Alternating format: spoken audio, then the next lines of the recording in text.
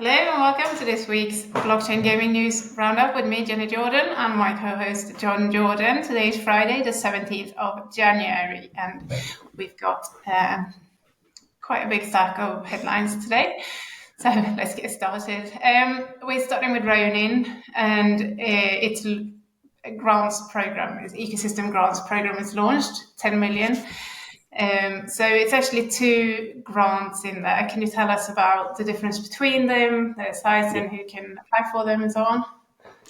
Yeah, so as we'll sort of discuss, this is part of sort of Ronin's big plan for 2025, which is the blockchain is going permissionless. So previously you could only deploy smart contracts onto Ronin if Sky Mavis let you, and now they're going to allow people to at least go permissionless on its ZK EVM chain. So that just means anyone can rock up and do whatever they want, and Sky Mavis, I guess within reason, can't stop them. So as part of that, they put together this $10 million fund. It's obviously a fund based in RON token, so you won't be given USDC or dollars. You'll be given RON token. Two parts. One is sort of around innovation and sort of doing cool stuff and sort of expanding the sort of the products that are on Ronin.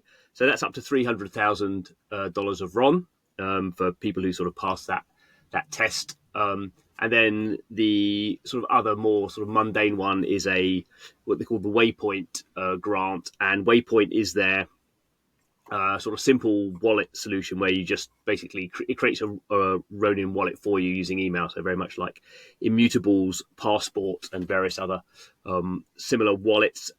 And the sort of the wallet is for the sort of user. You just sort of log in with your email, but on the back end there's loads of stuff for the developer. So the developer can subsidize gas fees for users, and so this Waypoint grant is up to $20,000, basically to subsidize users' gas. So developers obviously can use that how they want to, but it's just so particularly when new users come on, and obviously they just have created a wallet and there's nothing in the wallet, and then the first thing it says is to do anything you have to spend. I mean, it's maybe like 1 cent of 1 cent's worth of RON tokens to do a transaction. Obviously they haven't got any, and so just allowing people. And I think actually Ronin still do they do their own subsidy as well, I think, for the first maybe 5 transactions. When someone creates a Waypoint wallet, Sky Mavis sort of pays for that gas as well. So there's various different sort of schemes in which you can sort of get people into the game, and then sort of at least they can sort of get a bit of an experience of what's going on before they ever pop up and they have to go and either sort of transfer some ROM from somewhere or buy it with a debit card or something like that. So but I think more generally, then, I mean, obviously the industry has come a long way, but would you say that onboarding is still one of the big pain points in Web3 and one of the reasons it's not seeing as much growth or quick growth as they would have hoped? Well, sort of yes and no. So I see sort of both sides of it. So back when the industry, or at least sort of when I got into the industry, which was pretty much when it started in terms of gaming, you used to have everyone would sort of complain in conferences in 2018 about MetaMask and how 99% of people who hit a MetaMask pop up never got into your game. And that's sort of true, but if you look, I don't know what the numbers are now. It's over 50 million installs of MetaMask. I think 10 million sort of daily active monthly users of MetaMask. So it's not like people aren't using MetaMask. And MetaMask, I don't know, I mean, you set up a wallet. It's not the easiest thing in the world, but it's not the hardest thing. So I think to some degree, Ronin, Sky Mavis, when Axie went live, they had, was it 3 million? No, 1 million wallets and a million daily active users using Ronin wallets. So obviously it's not impossible for people to set up, wallets that use seed phrases. It's not best practice, but I always think, maybe because I'm, been in the industry a while, I always find if there's not a seed phrase, which is basically the way you recover a blockchain wallet, I find that easy to do because I've obviously spent the last few years working out, how to save my seed phrases so I don't lose them. And I kind of feel like, well, I own the seed phrase. I can't get confused. For some of these email wallets, sort of like, I find it a little bit more confusing because like where's the seed phrase? And they don't. The point is they don't have seed phrases. They sort of they're called multi something wallets. So there isn't a seed phrase in these things. So there's different ways of recovering it. And for me, I find that more complicated than maybe people who just obviously can't remember their passwords for Facebook or TikTok or whatever. So obviously and in general, password sort of philosophy has moved on. So it used to all be about two-factor authentication through your phone, and that's obviously been proven to have security issues. So now Google, everyone's moving to sort of passcodes or all these different things. So it's always moving on, and I guess I guess the example is sort of Immutable, which seems to have seen quite a lot of take up of people creating these wallets. I think was it 4 million. They said 4 million of their passport wallets created last year, something like that. Anyway. So that's definitely sort of worked for them. So maybe I'm just the wrong person to talk about it. We'll see. I guess the interesting bit will be can you start people off with these sort of easy wallets, but then I think when you get to a certain amount of value, if you have like $100, $1,000 or more or something in one of those wallets, maybe that's not the best way of holding that sort of value. I think they're really good for just sort of I want to play a game and see if I like it. So I guess the educational bit will be, I don't know what the sort of ballpark figure is, but I think when you get to a certain level of value, then obviously you need to be almost have a pop-up saying you need to think about a hardware wallet or how can we put more security around your wallet. So again, there's I think it solves the basic educational bit, but then I always sort of worry that someone somehow loses access to their email and they happen to have $1 million of sort of crypto assets that they didn't really understand the security aspects of. So you sort of it makes it easier for everyone, but you sort of move around some of the problems. So we'll see. I mean, obviously, this is just for onboarding loads of people. So it works from that point of view. Yeah. Okay. So in kind of recent news, Rumble Kongs League 3x3, sort of mobile-based basketball game. It's been in the making for some years now. It's announced that they are coming to Ronin. It's kind of part of this. We're going to see loads of games now, I think, migrating to Ronin as part of what you just said about Ronin opening up and becoming permissionless. So that's the latest title to announce its migration. Do you know anything about the game? A little bit, yeah. I spoke to the team years ago, actually. So they sort of, as far as I remember, came out of the sort of the NFT boom of sort of 2021, 22. And as the sort of name suggests, it's sort of a monkey-based sort of NFT PFP project. I think that back in the day was sort of, it wasn't one of the top ones, but it sort of did okay. And they raised some money from some basketball related people. Steph Curry, the famous basketball player and one of the most probably, the second most famous basketball player in the world after LeBron. So he was an investor. He invested in quite a lot of things, to be fair, at that time. And they've had this sort of mobile game. It's been out for a while, actually, without any blockchain attached to it. I mean, I'm not a big basketball sort of fan or sports fan on mobile games. It's quite playable, as you say. It's quite a playable game, sort of 3x3, as you'd expect it to be in terms of the sort of basic gameplay loops. They've also just announced a deal with Gatorade as well, like an ad deal. So they're putting together some operational stuff. And I just kind of think, as you say, the wider thing here is as Ronin goes permissionless, 2024 was all about every game on Ronin getting 100,000 players as it did at some sort of tests. So there weren't many games. There's like a dozen games live on Ronin doing various testing things. And they all sort of did really big numbers as they were doing sort of play to airdrop campaigns, all this sort of stuff. So no other blockchain really hit that sort of level of you could say sort of success, I suppose, of popularity. So I just kind of think, there is as Ronin goes permissionless, then I guess the question for every game that is not happy with the blockchain it's on is, should we go on Ronin? So probably the answer is no, because there's just going to be this, as you say, this massive wave of, dozens, maybe hundreds, just sort of piling in there. And the Ronin effect will obviously dissipate the more games get chucked in there. I guess if you can get in there early enough, then that's sort of a good sign. but we'll sort of see. And I guess the wider thing I think is, another game on Ronin doesn't really, impress anyone, or it doesn't really change what's going on. I think the interesting thing is, as Ronin goes permissionless, is all these other things that all these other sort of apps. So we know there's like this one called Tribally, which is like effectively a gambling sort of app where you gamble on different esport tournaments. And there's other stuff they're doing as well, but that's basically what it is. And there's what's it called? Forecast, which is a sort of prediction market. So a bit like sort of Poly Market. And they're going live at the end of January. And obviously, there's a bit of DeFi on Ronin at the moment, I think, so it's particularly for the Philippines market. So there's some particular tokens that have gotten live there for the Philippines. We'll obviously see more of that sort of stuff coming. I don't necessarily think maybe the likes of, Uniswap or some of those big sort of DeFi primitives will come to Ronin. But I expect there'll be some sort of things there, I expect. Yeah. And I think there's going to be some announcements around meme coins next week. I know there's something coming there.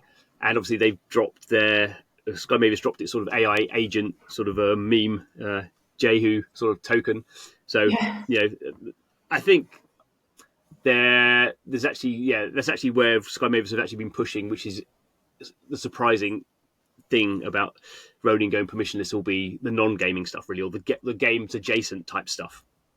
So I think they see that's the opportunity. I think they know, they're going to be one of the top gaming chains just because of the history, and they've got Pixels and that sort of stuff. So they've sort of covered that base. Obviously, there could be a massive new game sort of coming up there. I'm sure they hope some of the Fableborn is one they're really pushing at the moment. But I think the other non-gaming stuff will be sort of maybe the more interesting, surprising aspect. Yeah. Let's talk a little bit more about the games on Ronin, actually, because the second most popular game in terms of daily active players is Axie Infinity, Sky Mavis native Web3 game, and it grew by 4 million in 2024. Its treasury, I should say. So, and then we're going to move on to talk a bit about Pixels and its financials as well. But what would you what would you pin down as the reason for Axie Infinity's sort of 2024 growth? And it's now it's back over 100,000 players sort of steadily, isn't it? Yeah. And then, meanwhile, sort of the other games that aren't currently running any token airdrop campaigns, they've sort of dropped down under 100,000. So that's sort of why Axie Infinity is second most popular. So yeah. No, absolutely. I mean, we spoke about it. I put it all in my graphs and stuff, but I guess generally the an underestimated success last year was the growth of Axie Infinity. So it actually increased its user base. I think it started the year about 15,000. I could be wrong there, but it was pretty small, and it's, you say, over 100,000 now, and it's just been very steady growth. It's not sort of had a big peak and gone down again. It's just been very steady. The reason is they are giving away tokens. This 100,000 number is not necessarily playing.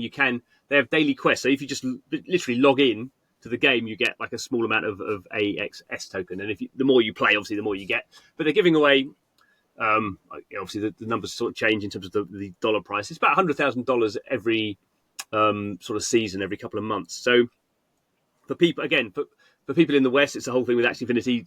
Do you want to sort of log in every day to earn, a couple of dollars? Probably not. But obviously, people in the Philippines, if they're going through and doing everything, then maybe they're getting their, a month they're getting $20, $30. Maybe I'm making those numbers up, but it's not the level it was clearly before. But there is basically just giving out this stuff. And when I spoke to Jeff when he was on the podcast last, this is something we'll continue with Pixels.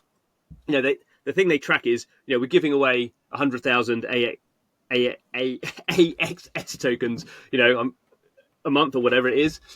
So what are people doing with those tokens? Are people just dumping them onto the marketplace, which means the price of AXS is going to be going down? Are they using that in some other way in the ecosystem? Are they using it to level up their Axies? Because now Axies have all these parts that you can level up, and they've made Axies dynamic NFTs. They're quite complicated now. If you really want to get into that, I don't do that myself. But you can reinvest that value and then earn more. so they're getting quite advanced at, looking at this sort of return on rewards ratio, which is we're giving out a bunch of tokens. What's the impact of that on our ecosystem? One clear thing is we're getting more users because we're basically giving them money, but that's not sustainable in the long term if they're all dumping the token onto the exchange and taking the money. So they are thinking about how does it work if we do more tokens? How does it work if we do less? How does it work if we just give more tokens to the people who aren't selling them? How can we target those people? Obviously, there's bots involved all the time. Anything going for free, bots are trying to get their share of it as well. So it's quite but it is sort of interesting that, again, Luke from Pixels is the main advocate of this. Play to earn will work.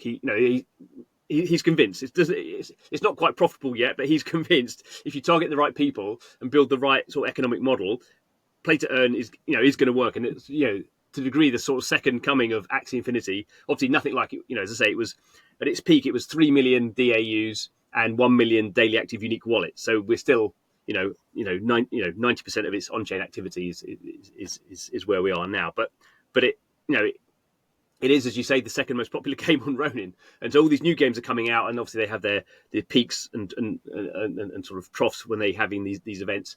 And I guess the most interesting one from that context quickly is Wild Forest, which is a game I quite like, and it was until like 2 weeks ago, it was the sort of second growth story on Ronin. So it was going through like a pre-season, and it went live on the app stores, and its NFTs went live, and then finally its tokens went live at the end of the year, and it was up to about 150,000 daily active unique wallets sort of when the token went live. As soon as the token's gone live, and the token price has sort of come down actually quite a lot, and now it's down back to about 80,000 daily active unique wallets. So you can sort of see, as ever, if you're giving away free stuff, and particularly if a token's coming out, you can drive quite a lot of usage in there. But then once that sort of reward structure is taken away, you see quite a strong, in this case, the audience halved as people who moved on to something else, or the bots came off and the token price sort of came down. There's still, I would still say that's a successful game, an interesting game. 80,000 daily active unique wallets isn't nothing, but it's sort of interesting that the Axie model the second time round is sort of being more sort of provable and is more popular. So. Mm-hmm. And continuing on the sort of theme of Pixels, if you want to dive in a little bit more into that, because clearly that was a game that lost two-thirds of its player base, I think, when it changed its rewards model, which they were very aware of would happen, and it was actually part of a desired effect they wanted from changing the reward system and start building from a much more sustainable level. And clearly, since then, they have been working out this ratio, what you said, return on rewards, and it's showing sort of steady progress. It's clearly not where it needs to be yet, but talk us through a little bit about that and Luke's thinking. So the CEO Luke Barbakowski, one of our favorite people, put out this big tweet and basically gave sort of the financial details of what happened on Pixels during the year. Obviously, it's all on chain, so he did it himself, and he was basically did a month on month what was going on in terms of Pixels giving out tokens and what was happening to them. And again, Pixels, as you say, an interesting sort of year in terms of 2024. So the game has been live for ages. On Polygon, it went live on Ronin in November 2023, and the token went live. The Pixel token went live in February 2024. Although they were basically swapping an old token out for a new one, so it's a bit more complicated than that. But obviously during February, because this new token was going live and there was a play to earn airdrop, they were one of the first to sort of popularize that. Massive big spike in users, and everyone sort of spending. If they were getting if they were spending money in the game to get high rewards when the airdrop happened. The airdrop happened. The token price actually went up for about a month or so. I think it actually peaked around about, getting on for not quite $1, I think, but it's sort of went up in that first month, and now it's down. The token price is down to 17 cents. So if you look at the token price, you think, oh, what a disaster for Pixels. They launched this token and it's sort of going all the way down. But as ever in blockchain, it's sort of a bit more nuanced than just the token price. So they actually peaked at over 1 million daily active unique wallets in May, and as you say, that was just happening because they were giving away too much value in this Pixel token, and it was going to too many bots. So they're just getting more and more bots because they were giving away too much, and they sort of realised this was the case, and they changed their reward structure, and they basically lost 2/3 of their audience in a couple of days, which obviously bots and extractive players. It sort of went back up again to about 500,000, but during sort of the last 6 months of the year, it's sort of steadily come down. It's about 230,000, I think, daily active unique wallets at the moment, and that's as they're sort of ratcheting their reward structure towards people who aren't taking their pixel token and selling it off. So, as you say, Luke's the one who's popularized this idea of return on rewards as a ratio. And in this tweet, he basically says, he shows every month what is our for the tokens we're giving out, how much tokens are we getting back. So it's actually a little bit more complicated because, say, they're giving out 100,000 tokens a month. What they're looking at is how much comes back to the sort of the treasury. So people are spending pixels, to do various things in the game, to get a VIP membership or whatever, and that's going into the treasury. And then the treasury is giving out pixels tokens, because obviously the treasury has a large amount of pixels tokens. And they sort of ended the year with, I think, 10 million pixels tokens being spent in the month by players, and 20 million tokens being given out. So it's sort of a negative 10 million net effect. So if you think of it as profit. If you think of it as sales, they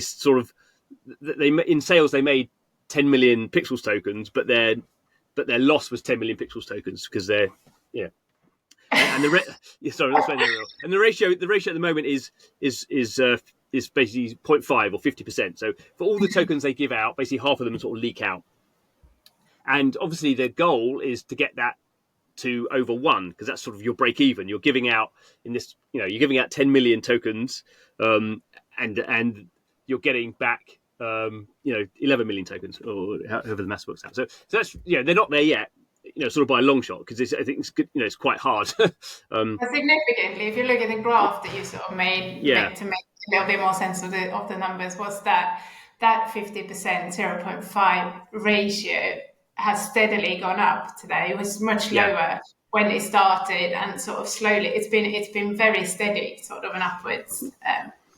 So I think it was at one point was down at sort of under 0.2. So they've sort of doubled their effectiveness, and again he's I think Pixels is a little bit different because it's not really it is a game obviously, but it's not. It's a sort of you call it a sort of social RPG. So it's not like, oh, you go defeat this dungeon, this boss, level up, get this gear.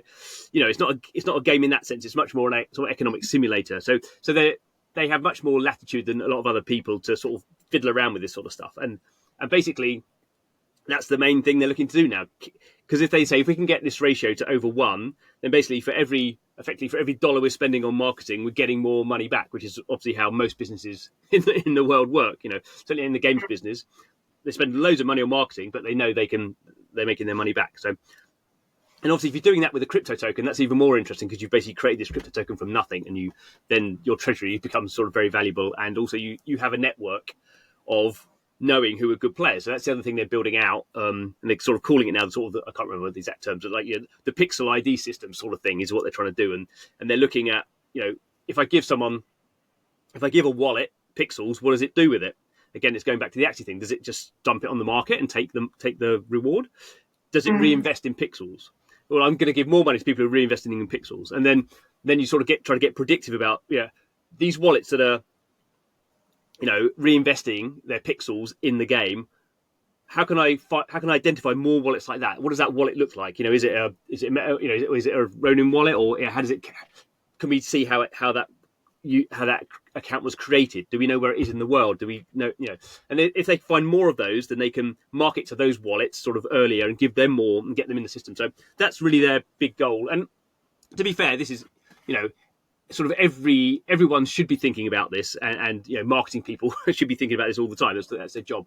But I think one of Luke's skills is he is sort of publicly says what's going on and sort of gives the numbers behind it. He's not just sort of vaguely going, oh, we need to get our marketing better. He's very, these are the numbers we've got. This is the improvement we had. This is where we're going. And part of what they're looking to do is publish games. So they have this first game called Pixel Dungeon, which was basically a different game, and it's a very very simple game at the moment. But they just basically integrated the pixel token into it, and you basically there's free and paid dungeons. But basically, you go into the dungeon, very simple 2D game. You run around for 2 minutes collecting, mining pixel green gems in there, and as you get more gems, you get slower. There's other players who are running around as well, and they can drop dynamite on you and blow you up and nick your gems.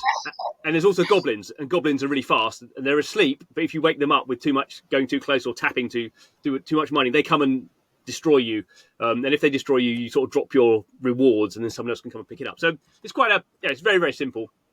That's the first game where people have the money people have been spending to access some of these high level dungeons is more than the pixels they're giving out. So this is the first game where they have a ratio that's higher than 1. I mean, it's a very small game, I would think, a couple of thousand players at the moment, and whether it can scale or not. But I think it's the first example of you can create an experience that does that. So we'll see how that's and the other thing now for pixels is they've basically put a big target on themselves that this is success or failure for pixels this year isn't based on how many users it's got, is whether they can get this ratio to work.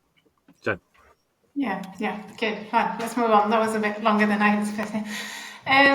We did mention last week sort of like an AI agent's weekly kind of summary wrap up, and it's just sort of grown on me, that idea, because there's so much AI going on. So you can't really mention everything. Obviously, there have been these new partnerships that's been announced. Hytopia has AI agents. Animaker Brands has announced a partnership with the AI platform Virtuals. This week, maybe more significantly, we've seen the kind of the WWA platform's AI agent, WWA agent, and Mojo agent Emma, which are also a part of Planet Mojo's Mystic Muses AI initiative. They joined in the poker game. What's it called? Agents of Poker. Agents of Poker. That's right. Which has now also got a Penguin AI agent in it. Is that right? Yeah. And it's also got the game. What's it called? Gamer 3. Gamer 3 agent. Yeah, I think it's just called Game. I don't know how to pronounce it. But anyway, that was sort of a live kind of stream with these AI agents having a conversation, if that's what you'd like to call it. How did that go? Can you tell us a little bit about sort of? Yes, there's other stuff going on which we maybe mentioned, but so the agent. The worldwide agents is something that Planet Mojo has been doing. So it started off with this Emma agent, I guess is a fairly typical sort of anime sort of girl, but then it transpired she's sort of part of a wider thing that they're trying to do, and the first thing they're doing is this poker game. It's not out yet. I've actually seen some behind the scenes footage, early footage of what's going on there, and it was like 4 of these agents playing poker. I think with some of this stuff, it's sort of. As you say, Emma and this other agent did a podcast, and it was sort of interesting, sort of novel. So it's sort of interesting. How do they sort of interact?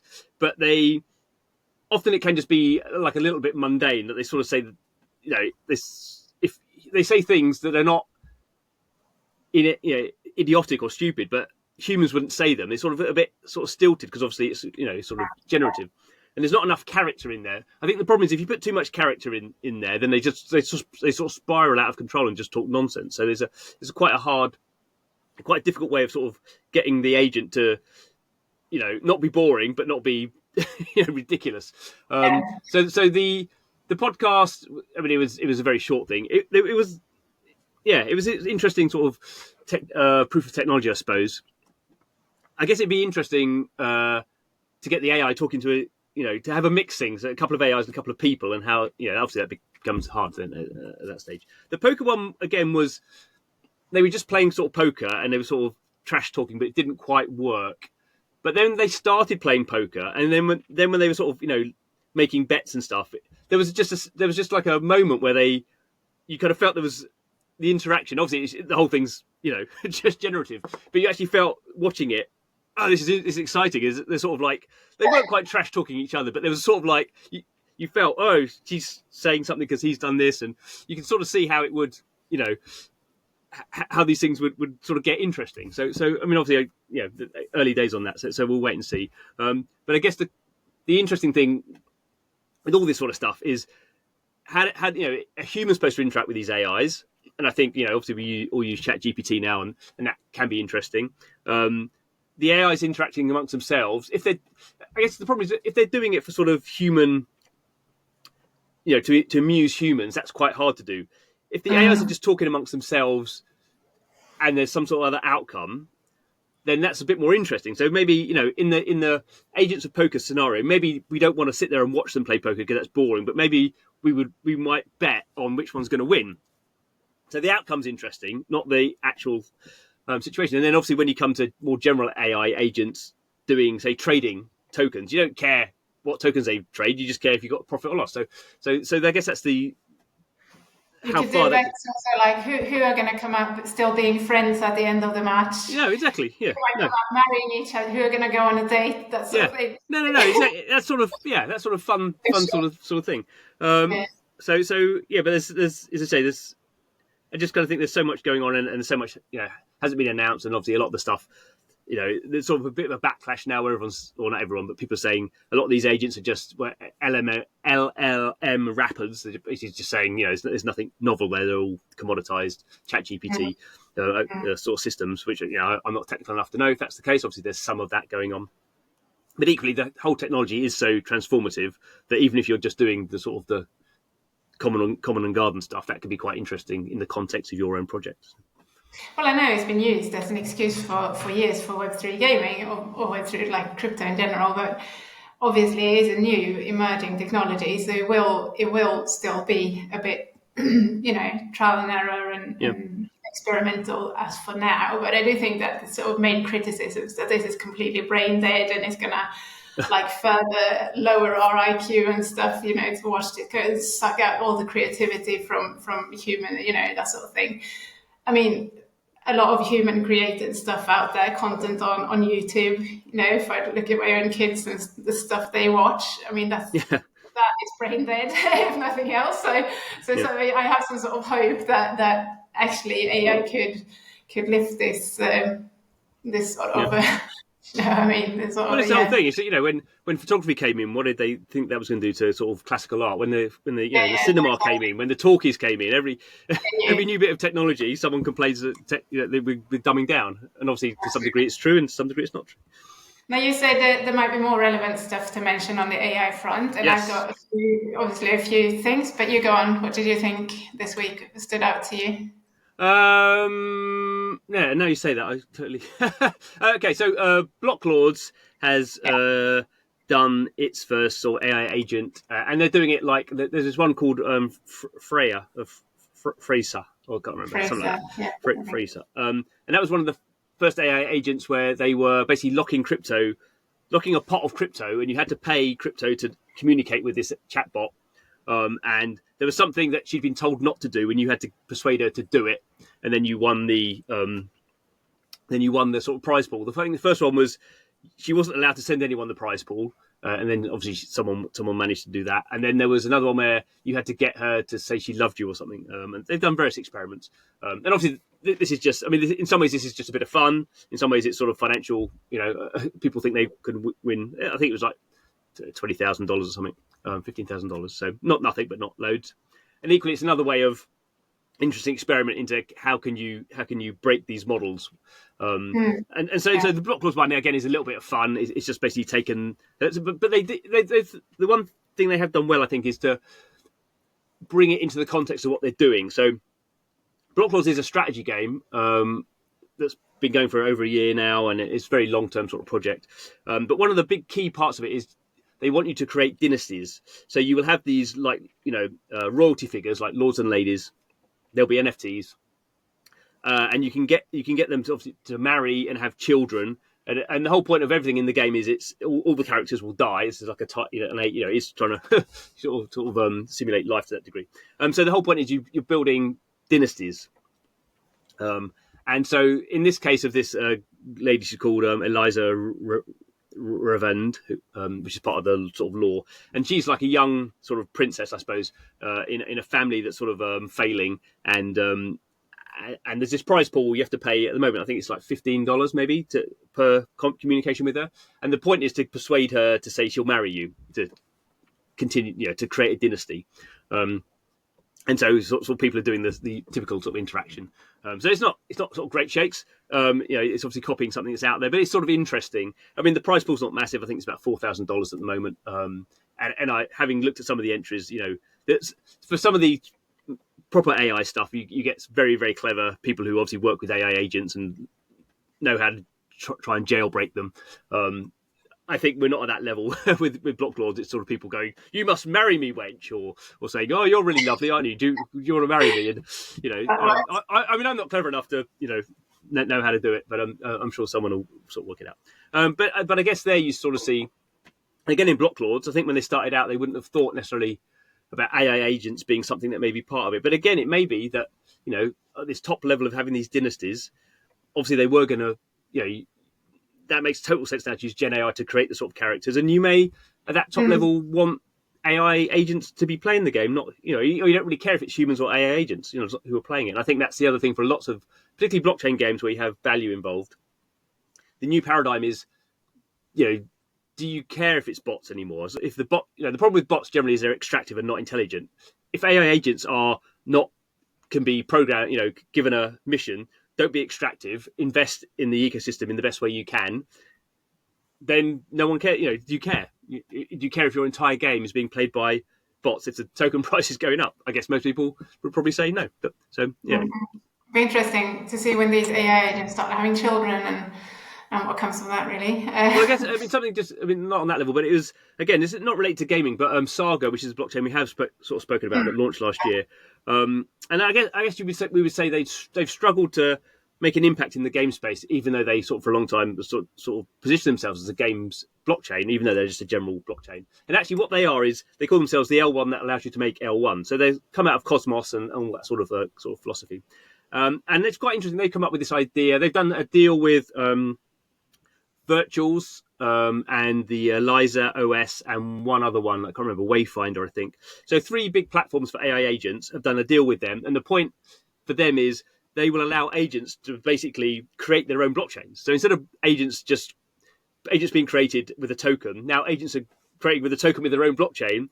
And then Saga has this new thing coming out, which is like a inter-blockchain liquidity solution, which I don't understand, but Uniswap are going to be using it apparently. So you can imagine all these agents are all firing up all these blockchains, tokens are all over the place.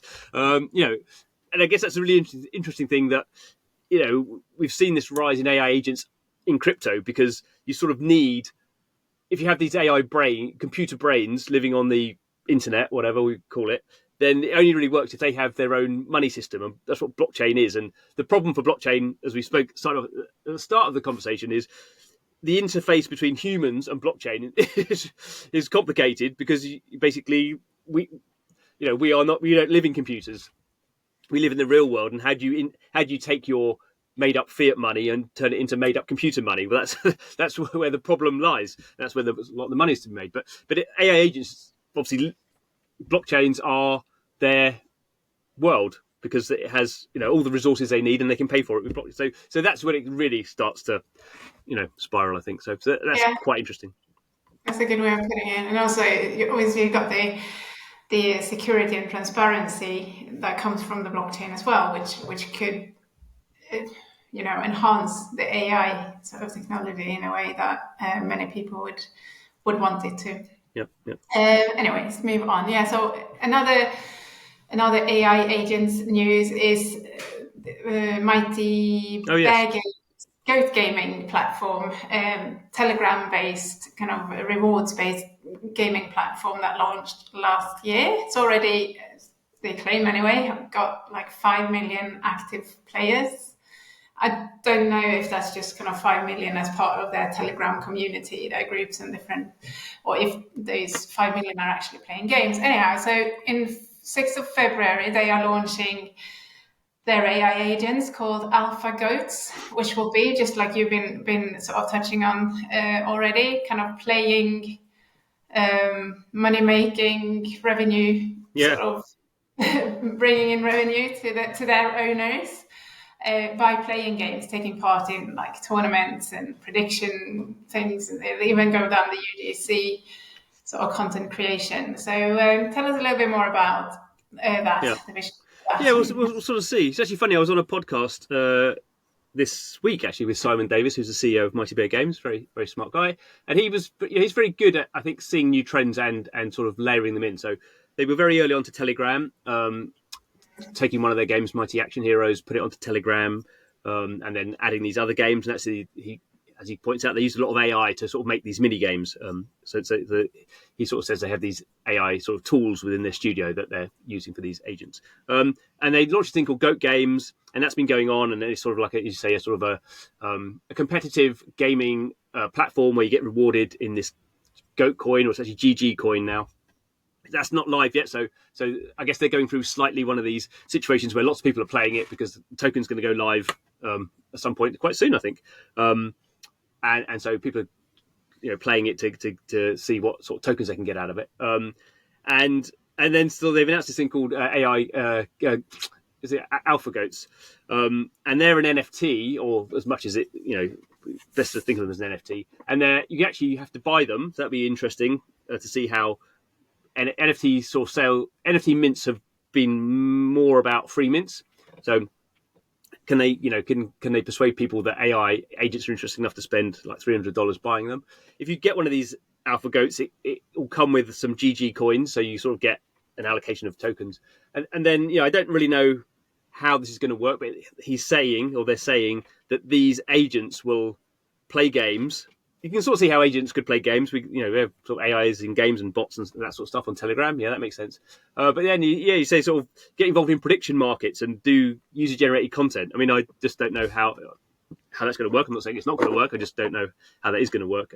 But it is a sort of again, an interesting first step. That will people pay money to have an agent in this gaming environment? And if that just means that Goat Gaming is just full of AI agents playing, does that matter at all? So that's sort of quite fascinating to see. I mean, obviously, we saw the kind of the big boom and rise of AI coming to sort of daily news last year, 2024. But clearly, these things have been built many years prior to that and been in kind of part of developers. Kind of development. So they've used it for about, I think, 2.5 years. They've been working on their AI systems. I listened to it. This is completely unrelated. I listened to a podcast.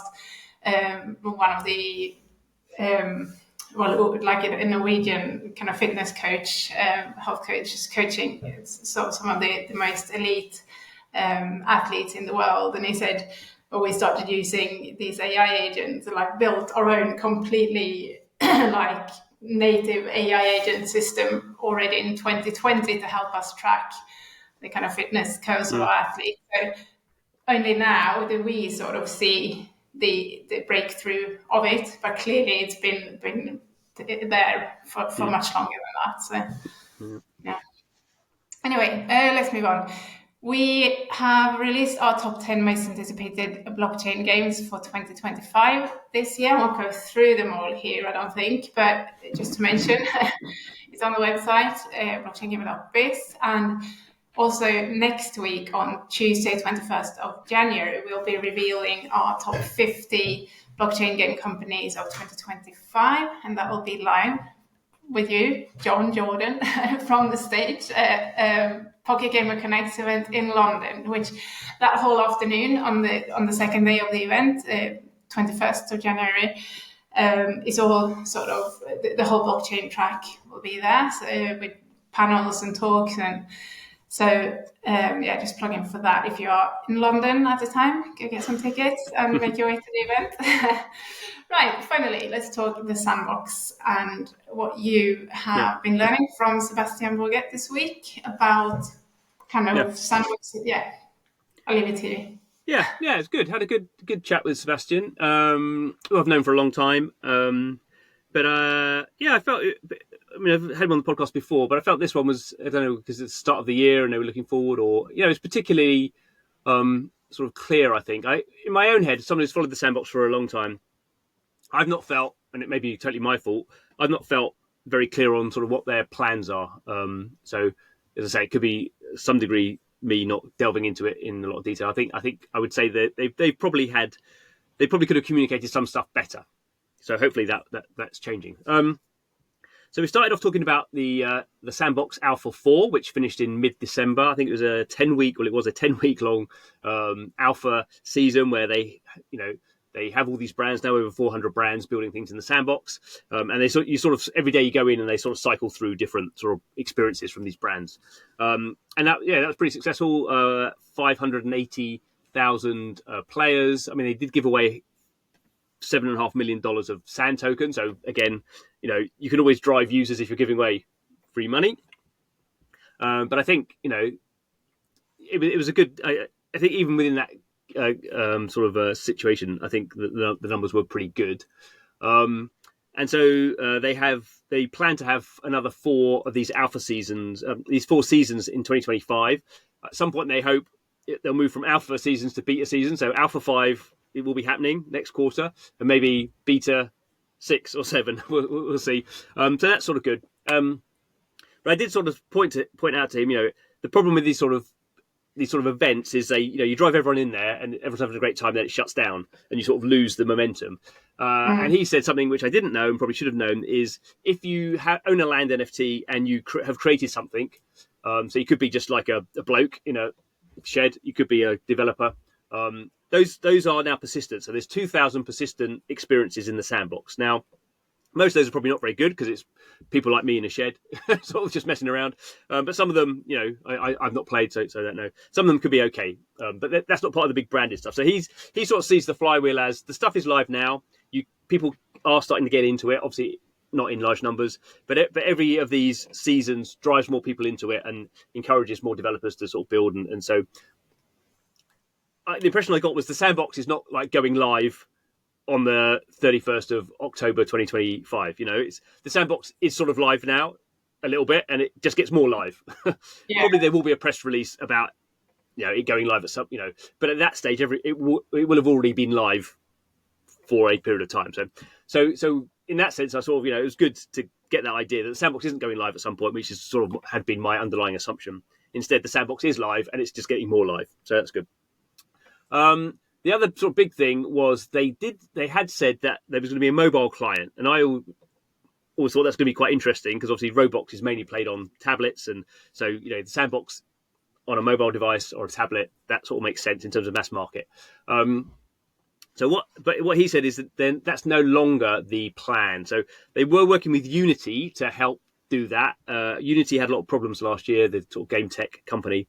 So that was a problem, and then they realised that some of these worlds in Sandbox are quite big, and they couldn't really work out a good technical solution to doing it because they use this voxel technology, which is a sort of a non-standard technology, but that's their sort of artistic ethos. So you can't not have voxel stuff. So what they've decided now, instead of they may do a client at some point, but it's not going to happen, I don't think, next year, is they did announce this thing called the Voxel program or something like that in the summer. And basically what that means is people don't have to use the Sandbox's engine tools to make experiences. They can now use Epic or Unreal or Unity or whatever engine that is supported. So that they're normal tools. They would still have to use the voxel. It's called Vox Edit, which is the tools which you use to make sort of characters and assets and stuff for the Sandbox. So they still have to use that. But they can basically create their own games and put them through the App Store or put them through Steam or whatever platform that they want to do, and sort of the Sandbox will sort of publish them. So there's a sort of you're making standalone games that are part of the wider Sandbox ecosystem, but they're just like a single experience. They're not like walking around in the Sandbox. So that's quite a radical change. It doesn't seem like it, but that's sort of a way of. The way I put it was they're sort of fragmenting the overall idea. When they started out, at least the idea I understood was there is the Sandbox. It is a sort of monolithic PC game. You go into, you play it through PC, and you can play this experience. Then you can wander off and go play this experience, and you sort of get all of the Sandbox map in the experience. That's gone now, and there will be that for in this sort of rolling, going live sort of process. But there'll also be these other things that will be Sandbox branded. They'll use Sandbox assets. If you have Sandbox NFTs, then you can obviously log in with your whatever wallet you're using and bring those assets into these standalone games. At least that's the idea. So a much more sort of nuanced approach, which I think is good, and maybe a bit more positive. There's some other stuff that we didn't talk about, or we did talk about off camera. Other stuff I think coming as well that will be sort of exciting for the Sandbox ecosystem as well. So I came away from that feeling I had a much better idea of what the Sandbox was doing. And just worth pointing out, Sandbox, even though it's been very late, so, announced in 2018, first NFTs in 2021, I think. It is still now back in the top 100 sort of cryptos as its Sand token. It's not gone as fast as anyone would have liked, I think, but it is still sort of there, and it's now hopefully within sort of crypto as well on a sort of an upward path. So the dream of that sort of metaverse sort of approach is not dead. And I think lots of people outside the industry sort of go, the Sandbox is still going, really? A bit like Axie Infinity. Whatever happened to that? So yeah. I think to some degree it sort of shows the never say die attitude of crypto and blockchain projects. They will just keep going. So that's the sort of other positive to take away from it. Yeah. No, just one thing that you mentioned, some of these experiences that they sort of publish, but they from third-party developers, the Sandbox just end up publishing it, and it goes on to launch in sort of app stores or Steam or whatnot. Those won't be necessarily Web3 experiences then that utilize kind of the Sand token or that stuff. It's just made with the Vox. The game maker, Sandbox or game maker, yeah. But then so he has that style and everything and same assets, but not actually working as on-chain assets when you play those experiences. As I understand it, they will allow you to bring your assets in. So I didn't sort of specifically ask that question. So obviously it could be that they decide some of these will just be sort of brand extension Web2 games. But for them, it's a bit, for them, the Sandbox is sort of the assets you have. So the NFTs that you've bought from all these brands, the sort of, the assets you have to make your own experiences, that is the Sandbox for them. That's what they've sort of condensed down to. That's the core bit of the Sandbox. Quite where they end up, it sort of depends a little, depends a little bit. Those things, the Sandbox isn't now this PC, build your own experience game. It starts with the assets, and then those assets go various places. So I think it would be. I'd be surprised if they've announced 2 games being built as part of this program. So I'd be surprised if those ones don't have connect your. It doesn't need to be connect your wallet. Actually, it could just be because the Sandbox is sort of a little bit centralized, or is sort of centralized. So they could just be connect your Sandbox account. And that Sandbox account will read your wallet, so you're not actually connecting a wallet. It's doing it in a way that maybe NFL Rivals sort of does to a degree. So remains to be seen how this is. Yeah, remains to be seen. Yeah. Okay. Good. And good note to end on. So we'll see you all next week. Have a good week. And bye-bye. Bye.